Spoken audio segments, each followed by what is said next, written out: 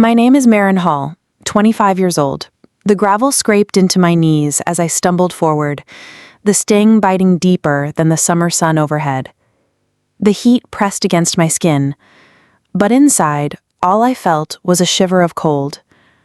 Before I could steady myself, my father's hand clamped around my wrist, iron hard, unforgiving, and yanked me back as if I were nothing more than a stray object littering his driveway. "Don't you ever block your sister's car again," he growled, dragging me across the rough stones. His words cracked like a whip, leaving no room for protest. I wasn't blocking anything. All I'd done was step outside for a moment to grab a biochemistry textbook from the porch when Lena, in her impatient urgency, decided she had to leave that second.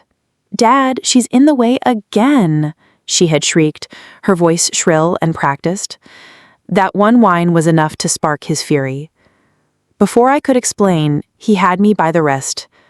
Before I could breathe, I was being dragged like some discarded object in front of neighbors who pretended not to see.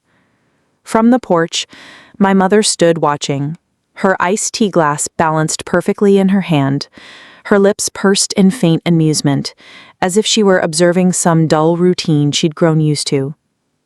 Her silence was worse than words. It was agreement dressed in apathy. And then came the shove.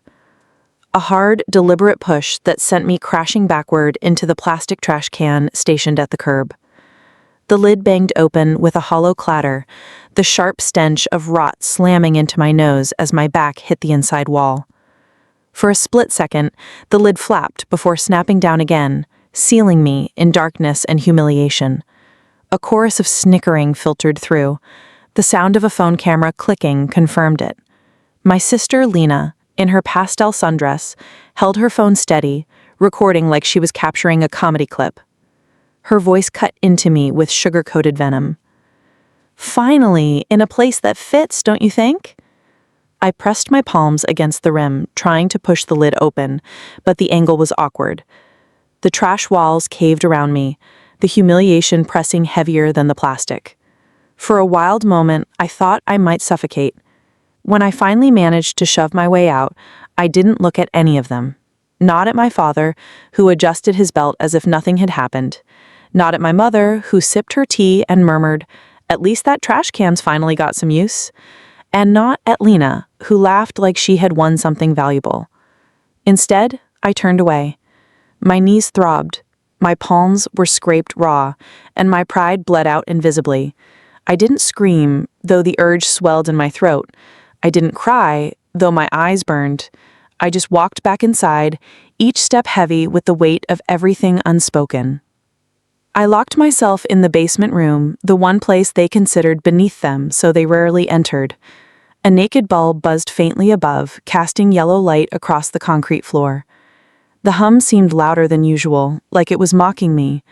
I sat on the edge of the narrow bed, staring at the wall, waiting for something inside me to break open. But it didn't. The rage boiled quietly instead, like water simmering just before a boil.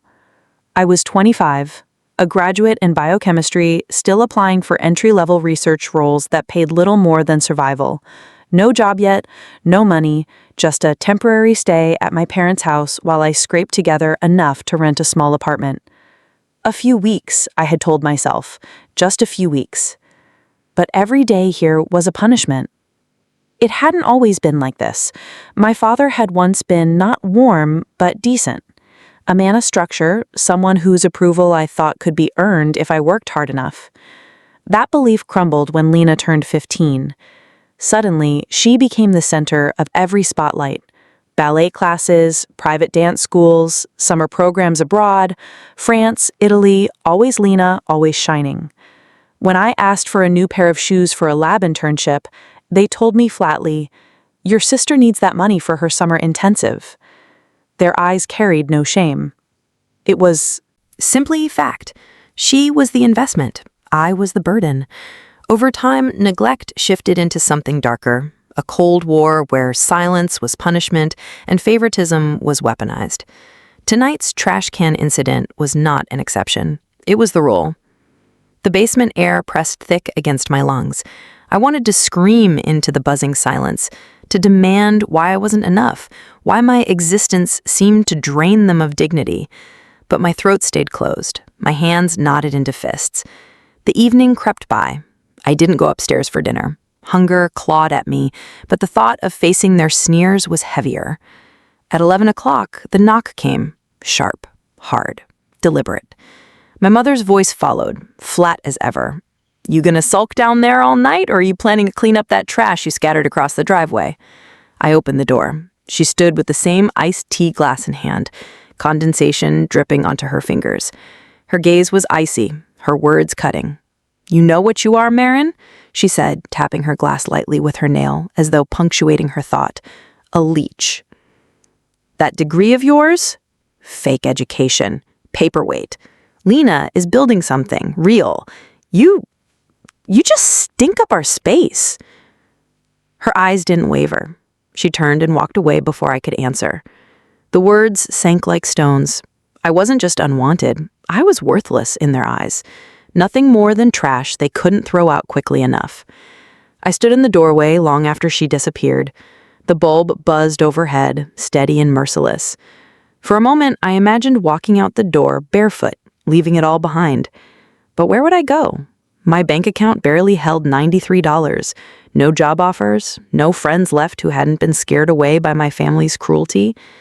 I closed the door, back into the hum of the basement, back into the silence that carried all the things I couldn't say.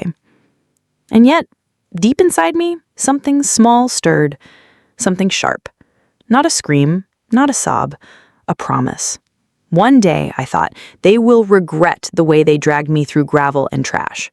They will regret laughing while I suffocated in their cruelty. But for now, I sat still, waiting, planning, and the rage boiled, silent, but alive. Morning crept in with a thin slice of light along the basement window, a blade of brightness that made the dust look like snow. I didn't sleep. The bulb had hummed all night, as if in competition with my thoughts. The echo of my mother's voice replaying on a loop. "Leech, fake education, stink up our space." By dawn, the words had settled like sediment, ugly, heavy, unmoving. I climbed the stairs carefully, palms stinging when I pressed them on the railing. The kitchen was too quiet. No kettle hiss, no spoons clinking against ceramic, no television droning on about morning traffic. On the fridge, a magnet pinned a square of paper, torn from a legal pad. The handwriting was my father's, rigid, authoritative, even when it was small. "Road trip with Lena. Gone for the week. Don't mess up the house." No love, no be back soon, just an order disguised as an update. The house held its breath the way it did after a slammed door. I stood there a long time, reading the lines again, though nothing more appeared. The air smelled like last night's coleslaw and lemon cleaner. I opened a cabinet to get a glass of water and saw the emptiness. My mug was gone, the one with the chipped rim and faded molecule print. I checked the drawer where I kept a spare key, empty. I opened the hall closet where I hung my coat, bare hanger. A bad feeling moved through me like a cold draft. I set the glass down and walked to my room. At first glance, it looked normal. The narrow bed, the desk, the stack of applications I'd filled out and triple-checked. Then my chest grew tight. The desk drawers were open, hollowed. My backpack missing. The shoebox where I kept my passport and ID, gone. My laptop, which I always tucked under the bed like a secret I could not risk losing, wasn't there. I lifted the sheet, checked the corners, lowered myself to my knees, and peered into the dim space. Only dust and a stray bobby pin. "Back! No! No! No!" My phone buzzed. A text from Lena. A photo. My old blue suitcase, scuffed and taped at one corner, sitting on a cracked curb I didn't recognize. There was a chain-link fence in the background, and a sign slightly out of focus, white letters on green. Her caption arrived a second later. "Oops. Took a detour. Hope you like the new view." My fingers went numb. Another text replaced the first, this one from a number I knew as intimately as the scrape of gravel. "Dad," I answered on the second ring. "Where did you—" "We dropped your stuff off," he said, voice flat. And for once, I heard what lay underneath. Not anger, not disappointment, calculation. You'll find it at 91st Street Shelter in Ashland. Best start learning how the world works. Dad, you can't! My ID, my laptop, my research notes. Learn to keep track of what matters. End of discussion. Don't mess up the house. He hung up. For a moment, I couldn't hear anything but the blood in my ears. I walked to the porch barefoot and stepped into the light as if it would offer some answer. Heat rose from the boards. A car passed, distant and indifferent. Somewhere a dog barked. The sky was a hard blue, the kind that refuses to soften for anyone's pain. They took everything, not just clothes, not just notebooks. Everything that said I existed beyond this house, beyond this kitchen, beyond Lena's spotlight. My name reduced to a pile of fabric on a curb miles away. I stood there until the brightness blurred and a wave rolled through me, the kind that comes right before collapse. But I didn't fall. The fall was a luxury I'd never been allowed. I held the railing, sucked in air that tasted like heat and metal, and turned back inside. The kitchen clock ticked. A fly knocked itself against the window like it had a grudge. I washed my face at the sink and saw in the glass tile a reflection I barely recognized. Hair rumpled, eyes raw, gravel rash along my cheek, like a map no one had taught me to read. Something moved in that reflection, though. Not rage, not yet. A kind of alertness, like the moment before you step onto a narrow beam and decide, just decide, you're going to make it across. I grabbed the first shoes I could find, old sneakers Lena had once called charity store specials, and headed for the one door that had ever opened for me in this neighborhood without making me feel like I needed to apologize. Mrs. Talia's. Her garden always smelled like peppermint and tomato vines. When she opened the door, her eyes widened at the sight of my knees. "Sweetheart," she said, voice trembling and practical at once. "What happened?" I told her. Not every detail, I didn't have the breath, but enough. The driveway, the trash, the suitcase, my passport, my laptop, my father's voice, like a padlock clicking shut. She listened without interrupting, one hand on the doorframe, like she had to steady herself against what she was hearing. Then she reached for my wrist, the way a nurse does when they're about to check your pulse. Gentle, sure. I wondered when their meanness would stop being private, she murmured. "Come in. Let me fix those knees." She sat me at her kitchen table, the oilcloth patterned with strawberries, and cleaned the scrapes with careful fingers that smelled like lavender soap. "I can't even get my suitcase," I whispered, hating the thinness of my own voice. "It's across town at a shelter. I don't have bus fare. I don't have ID. If I can't prove who I am, I can't replace anything." "You are who you are," she said, not looking up as she dabbed antiseptic on a raw patch. "No laminated card can change that. But yes, we'll need a plan." She got up with the decisiveness of someone who has emotionally rehearsed a moment for years. She opened a drawer and removed a weathered envelope. $40, she said, counting it out, and from another drawer, she pulled a business card the color of weak tea. The print had faded at the edges, as if it had been waiting a while for the right pair of hands. "My nephew," she went on, "full name's Malik, though he mostly goes by Malik. He runs a vintage restoration shop 2 towns over. Good with wood, better with people. Owes me a favor that's overdue." She slid the card across the table like a ritual. "Call him." I stared at the card. The ink wasn't crisp. The phone number had been written twice, once printed, once in pen. There was a pencil sketch of a chair in the corner with the tiniest hash marks to show shadow. It was nothing. It was everything. "You don't have to," I started. She waved me off. "I'm old. I was saving this favor for something important. This is important." I blinked hard, then stood before the gratitude could turn into another kind of helplessness. "Thank you," I said. The words felt fragile and enormous at once. At the door, she paused. "Marin, Yes. Your father's always been a builder of appearances. They think that's strength. But wood remembers the hand that works it. It keeps the warmth, it keeps the cuts. If you learn how to read it, you can make it tell a different story. She nodded at the card. That man can teach you if you let him. The remark settled into a part of me I hadn't known was hungry. Wood remembers. Maybe I could too. Not the way they insisted, their version where I was the mistake that ruined every picture, but the way the green insists on running true whether or not you choose to follow it. I walked back to my porch holding $40 and a faded card like talismans. I dialed the number on my old phone, one crack away from shattering. It rang twice. Restoration, a voice said, smooth with a rasp of sawdust in it.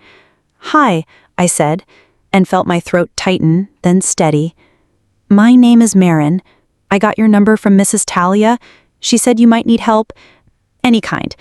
I can clean, lift, learn. I don't have much, but I don't quit. Silence hummed on the line, but it wasn't the cruel kind.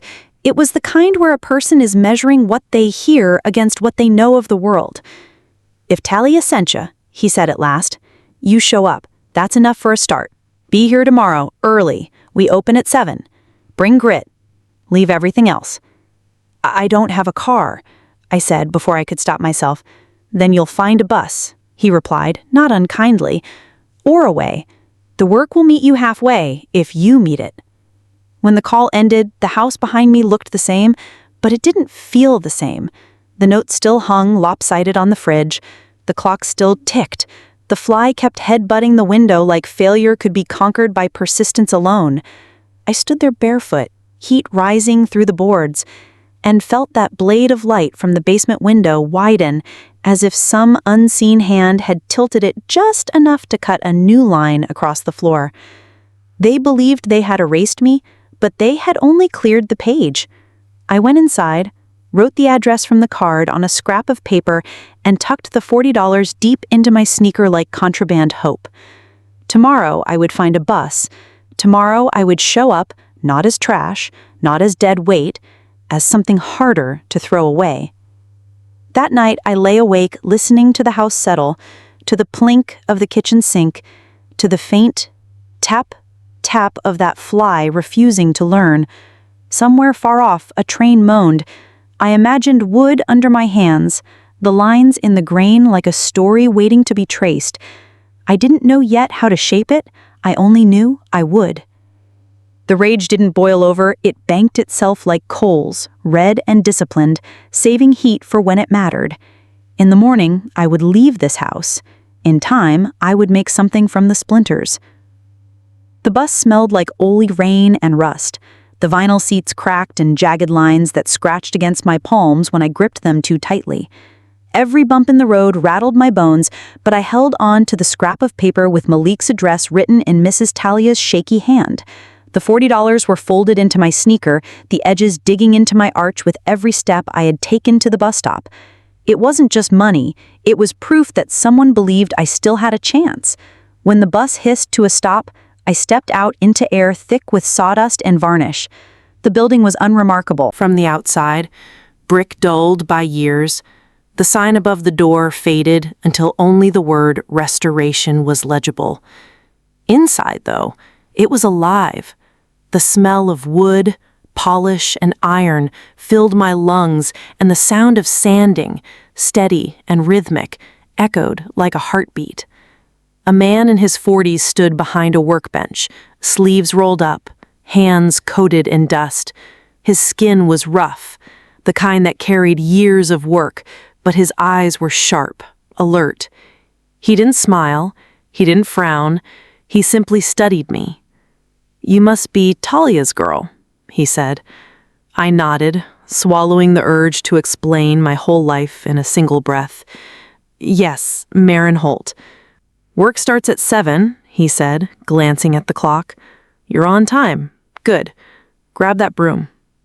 There was no introduction, no easing in, just a broom shoved into my hand and a floor coated in layers of sawdust. I swept until my shoulders burned, the fine powder sticking to my skin like a second coat. When I was done, he pointed out a stack of carved bedposts. "Sand them down, every groove. Don't rush." The first drag of sandpaper burned my fingers. The second made them ache. By the 10th, blisters had formed, raw and red. Still, I kept going. Hours blurred until the world shrank to the scrape of sandpaper and the sting in my hands. At lunch, Malik tossed me a sandwich wrapped in wax paper. I hadn't noticed the hunger gnawing at me until that moment. I ate quickly, almost ashamed of how desperately I needed it. He watched, but said nothing. By evening, when I finally set down the sandpaper, I felt hollowed out, my arms trembling from the effort. Malik inspected the bedposts, ran his hand over one and grunted. "Passable. Tomorrow, better." It wasn't praise, but it wasn't dismissal either. For me, that was enough. The days bled into weeks. Each morning, I showed up with the first bus, sweeping, sanding, hauling pieces twice my weight. I cut my palms on splinters, stained my clothes with varnish, and sometimes fell asleep on the cot Malik let me use in the back room. But slowly, I learned the sound of a plane cutting cleanly against wood, the smell of stains settling into oak, the patience it took to coax life back into something abandoned. The work hurt, but it didn't humiliate. The pain here was honest. It came from effort, not cruelty. The first time I finished a piece on my own, a small bench that had been cracked along its legs, I presented it to Malik with hands trembling more from nerves than exhaustion. He circled it, fingers trailing across the joints I'd glued, the fabric I'd reupholstered. He didn't smile. He didn't clap me on the back. He just nodded. "You've got grit," he said simply. The words nearly undid me. No one in my family had ever called me that. No one had ever looked past the failures, past the comparisons, to acknowledge what it cost me to keep standing. With the stipend Malik paid, I bought a second-hand burner phone and one change of clothes from the thrift store down the street. They weren't much, but they were mine. I kept my head down, worked, and at night read whatever manuals I could find on design and restoration. I studied like my life depended on it, because it did. By the 3rd month, Malik handed me my first client. A wealthy widow named Mrs. Cartwright wanted her late husband's roll-top desk restored. The piece was old, its once rich oak dulled, its corners dented. I worked on it for 2 weeks straight, every night polishing until my fingers cramped, every morning rechecking each groove for missed dust. When I delivered it, Mrs. Cartwright ran her hand across the surface, her eyes wet. "I haven't seen it shine like this since our wedding," she whispered.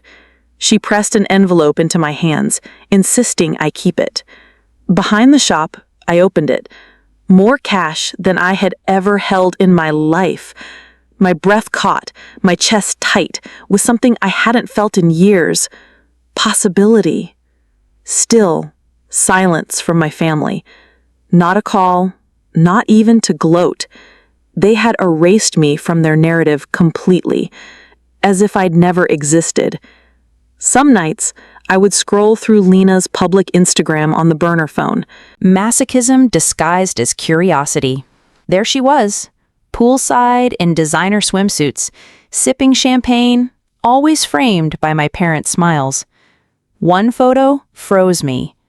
A luxury picnic spread across the backyard lawn, champagne flutes catching sunlight. The caption read, "When dead weight finally disappears, life tastes like rosé."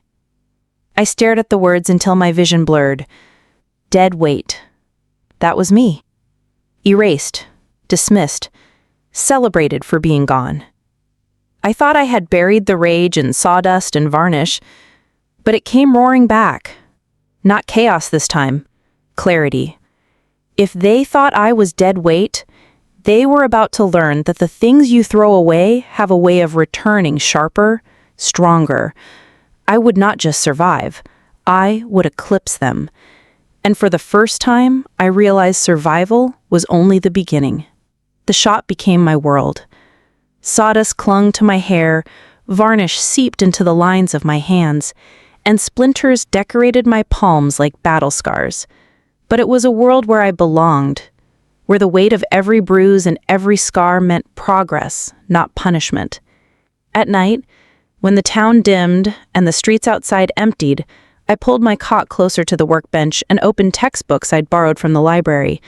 Carpentry manuals, interior design guides, anything that explained how wood could be bent, carved, or coaxed back into life. I read with the same urgency I once poured into biochemistry notes. Except this time, the knowledge didn't feel like an abstract formula. It felt like survival, like breath. I began to sketch designs on scraps of paper, tables, chairs, bed frames, some simple, some ornate. Malik caught me one night, hunched over a sketch while the lamp burned low. He studied it without speaking, then slid a sharper pencil across the bench. "Lines matter," he said simply, and walked away. That was his way. Few words, no empty encouragements, but every so often, a gesture that told me he saw me, really saw me. The stipend he gave was small, but I stretched it until it grew legs. I opened a thrift store laptop, battered and slow, and created an online profile, Heart Restoration. I couldn't bear to use my parents' name anymore, not when every syllable carried the echo of their dismissal. So I gave myself a new one, Rue Heart. Rue, because I had been their regret, their burden, but also because rue is a plant that grows despite bitterness, stubborn and strong. Heart because it sounded like heart, and I needed one that was mine alone. The first sale on Etsy was small, a jewelry box I restored from a cracked cedar chest. Then came a coffee table, then a dresser. Orders trickled in, then flowed. Some weeks I barely slept, working in the shop by day and sketching or answering clients at night. Malik never commented on the exhaustion, but he started leaving a thermos of coffee near my cot in the mornings. The rhythm was brutal, but it was mine. For the first time, I wasn't just surviving, I was building. And yet, I couldn't help myself. Some nights, I still checked Lena's social media. My parents' faces were always there, glowing with pride that never belonged to me. Galas, vacations, laughter around long tables, I was never invited to. They posted photos of Lena's charity events, her speaking at fundraisers, her arm looped through their shoulders. One caption from my mother made my stomach turn. "So proud of our shining star. Every family has one." Every family has one, as if by definition there could only be one, as if by definition I was never it. I clicked away before the bitterness could consume me, and instead poured it into the grain of oak and mahogany, into sanding, until the wood was smooth enough to see myself in. 2 years passed like that. My name, Rue Heart, circulated quietly among interior designers, real estate stagers, even a television set decorator who ordered a series of custom pieces. I rented a small workshop of my own, still close enough to Malik to visit, but separate, independent. One night, I checked my business email while sipping instant coffee in the back room. Most messages were the usual inquiries. Masochism disguised as curiosity. There she was, poolside, in designer swimsuits, sipping champagne, always framed by my parents' smiles. One photo froze me. A luxury picnic spread across the backyard lawn. Champagne flutes catching sunlight. The caption read, "When dead weight finally disappears, life tastes like rosé." I stared at the words until my vision blurred. Dead weight. That was me. Erased, dismissed, celebrated for being gone. I thought I had buried the rage in sawdust and varnish, but it came roaring back. Not chaos this time. Clarity. If they thought I was dead weight, they were about to learn that the things you throw away have a way of returning sharper, stronger. I would not just survive, I would eclipse them. And for the first time, I realized survival was only the beginning. The shop became my world. Sawdust clung to my hair, varnish seeped into the lines of my hands, and splinters decorated my palms like battle scars. But it was a world where I belonged, where the weight of every bruise and every scar meant progress, not punishment. At night, when the town dimmed and the streets outside emptied, I pulled my cot closer to the workbench and opened textbooks I'd borrowed from the library, carpentry manuals, interior design guides, anything that explained how wood could be bent, carved, or coaxed back into life. I read with the same urgency I once poured into biochemistry notes, except this time the knowledge didn't feel like an abstract formula. It felt like survival, like breath. I began to sketch designs on scraps of paper, tables, chairs, bed frames, some simple, some ornate. Moloch caught me one night, hunched over a sketch while the lamp burned low. He studied it without speaking, then slid a sharper pencil across the bench. "Lines matter," he said simply, and walked away. That was his way. Few words, no empty encouragements, but every so often a gesture that told me he saw me, really saw me. The stipend he gave was small, but I stretched it until it grew legs. I opened a thrift store laptop, battered and slow, and created an online profile. Heart restoration. I couldn't bear to use my family's name anymore, not when every syllable carried the echo of their dismissal, so I gave myself a new one, Rue Heart.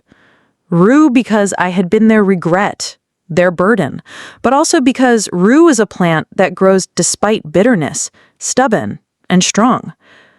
Heart because it sounded like heart, and I needed one that was mine alone. The first sale on Etsy was small, a jewelry box I restored from a cracked cedar chest. Then came a coffee table, then a dresser. Orders trickled in, then flowed.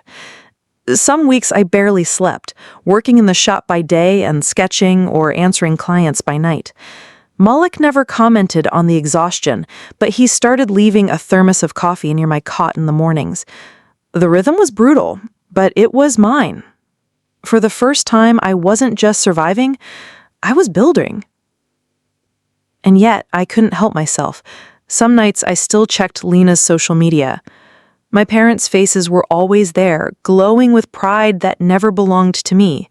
Galas, vacations, laughter around long tables I was never invited to. They posted photos of Lena's charity events, her speaking at fundraisers, her arm looped through their shoulders. One caption from my mother made my stomach turn. "So proud of our shining star. Every family has one." Every family has one. As if by definition there could only be one. As if by definition I was never it. I clicked away before the bitterness could consume me and instead poured it into the grain of oak and mahogany, into sanding until the wood was smooth enough to see myself in. 2 years passed like that. My name, Rue Hart, circulated quietly among interior designers, real estate stagers, even a television set decorator who ordered a series of custom pieces. I rented a small workshop of my own, still close to Moloch to visit, but separate, independent. One night, I checked my business email while sipping instant coffee in the back room. Most messages were the usual inquiry, requests for quotes. But then, one subject line caught my eye. Inquiry for custom dining table, urgent. The sender's name froze me. Martha Brenton. My mother. For a moment, I thought it had to be a mistake, some coincidence of names. But the message made it clear. Hello, we are hosting a fundraiser gala in our backyard. My daughter Leanna will be the primary host. We need a statement centerpiece dining table for 40 guests. Must be elegant, durable, and memorable. Please confirm your availability." End quote. Martha. She didn't know. She had no idea the name on the other end of the email belonged to the daughter she'd tossed out like garbage. To her, I was a stranger, a vendor, a tool to decorate her performance of perfection. I laughed, sharp and humorless, the sound echoing against the workshop walls. After years of silence, this was their first attempt to reach me, and they didn't even realize it. I typed a response with steady fingers. "Yes, I'm available. For a project of this scale and urgency, my rate will be double my standard. Payment upfront, delivery in 6 weeks." The reply came within an hour. No hesitation, no questions, just agreement. The weeks that followed were a blur of design and determination. I poured everything I had into that table, not just skill, not just precision, but history. The polished oak gleamed under my hands, but beneath it, carved into the underside where only a careful eye would notice, I left messages, etched truths, words only they would understand. Every cut, every line was deliberate, not just furniture, but testimony. When it was finished, I ran my hand along its surface and felt a strange stillness.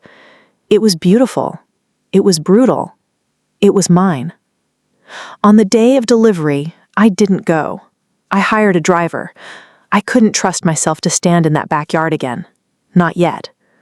But I included something beneath the centerpiece glass. A folded letter. No rage, no rant, just truth.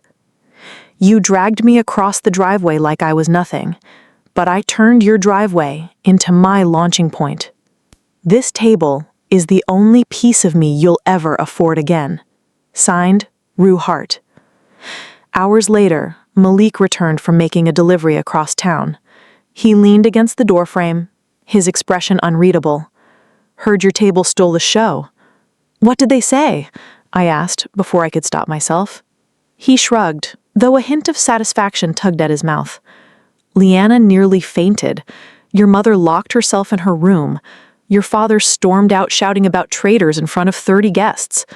A silence stretched, and then he added, "Sounds like they recognized your work."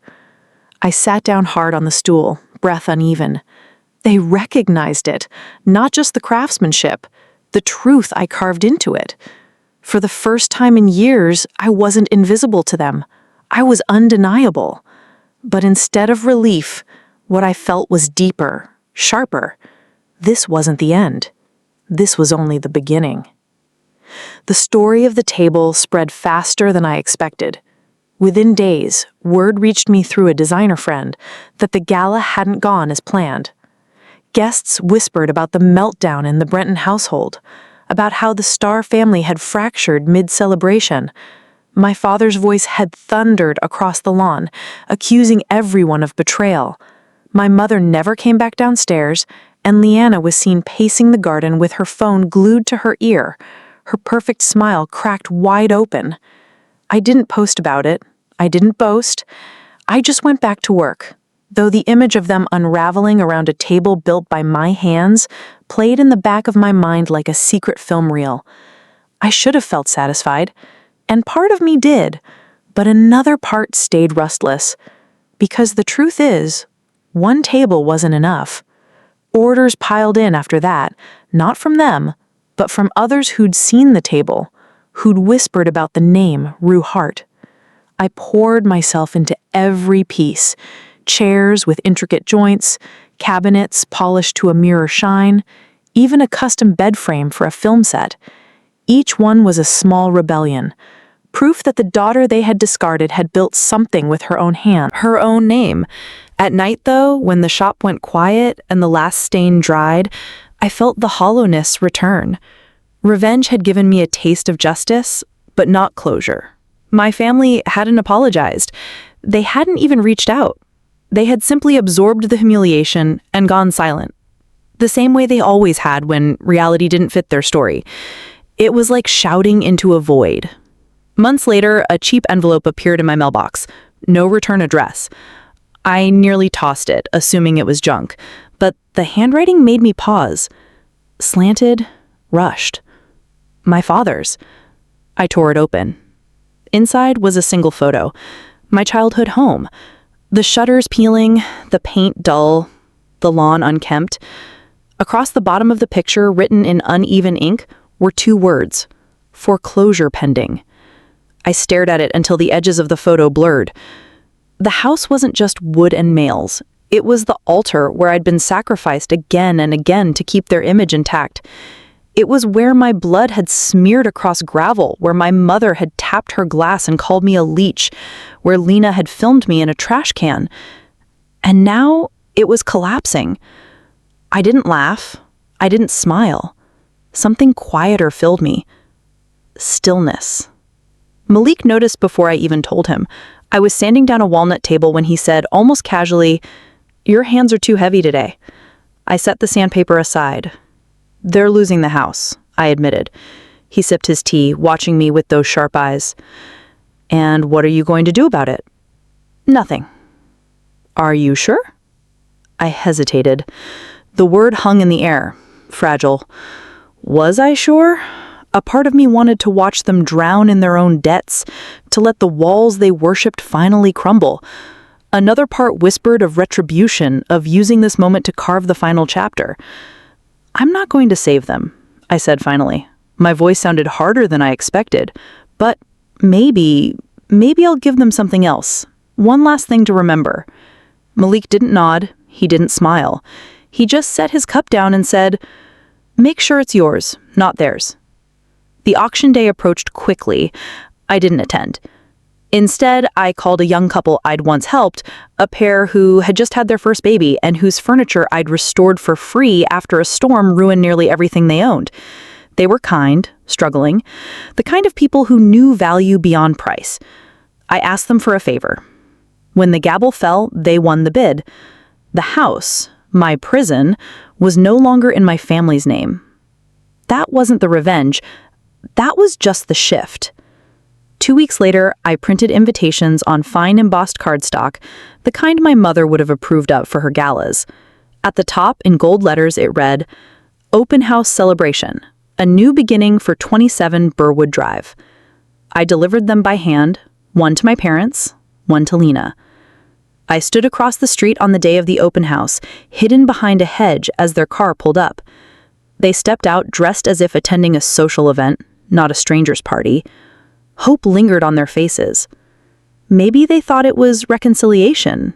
Maybe they believed I was finally crawling back. Instead, the new couple stood at the doorway, cradling their baby, smiles warm but steady. A handmade sign rested in the front lawn. This home was rebuilt with grace, not guilt. My father froze, confusion twisting his mouth. My mother blinked rapidly as though trying to wake from a dream. Lena flushed crimson, clutching her clutch bag like it could shield her. And then the wife of the young couple said softly, "You must be here for Rue.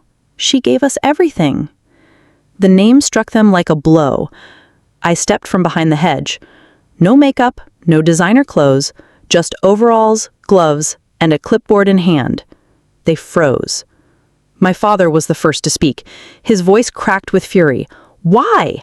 Why would you give them the house after everything? After everything," I cut in, my voice steady. "Yes, after the gravel, after the trash, after the silence, I gave it to someone who would never use the kitchen counter to bash my face, who would never scream From the staircase until I was small enough to fit inside a trash can, who would never call me dead weight." Lena stepped forward, her voice sharp. "You think this makes you better than us?" "No," I said, my smile faint but real. "This makes me free." She scoffed, eyes flashing. "You could have helped us. You should have. You're our daughter." I met her gaze steady. "You threw your daughter in a trash can. You don't get to act shocked when she becomes recyclable." Their silence was louder than any scream. But I wasn't done. I reached into my bag and handed them a small wooden box, polished, simple, but weighted with meaning. Open it, I said. Inside was a crushed soda can, an old photo of me at 25, knees bloody, face humiliated, half inside the trash can. Beneath it, a note in my handwriting. You taught me what worthlessness looks like, so I gave it back. I closed the lid gently. They left without another word. And for the first time, I didn't feel like trash. I felt like truth. They didn't return my calls, though truthfully, I hadn't made any. After that day in front of the house, my parents and Lena retreated into silence, the kind they had perfected long before. No explosions, no demands, just absence, a vacuum where family should have been. But unlike before, the silence no longer strangled me. It fed me. Because for the first time, they were the ones haunted by the sign in the lawn, by the box I placed in their hands, by the realization that I wasn't broken. Not anymore. Still, I couldn't stop myself from looking. Late at night, while projects dried under layers of varnish, I checked Lena's social media. It wasn't the bright display of champagne and poolside laughter anymore. The photos grew fewer. The smiles looked tight. Captions sounded forced. Hashtags recycled. The comments were filled with questions she never answered. Once she posted a blurry shot of a coffee cup with the words, "Some people bite the hand that fed them. Sad world." I didn't reply, but I read it 3 times before setting my phone down, heart steady, unshaken, because I remembered the taste of gravel in my mouth. I remembered the sting of trash can walls against my back, and I knew the truth. Their hands hadn't fed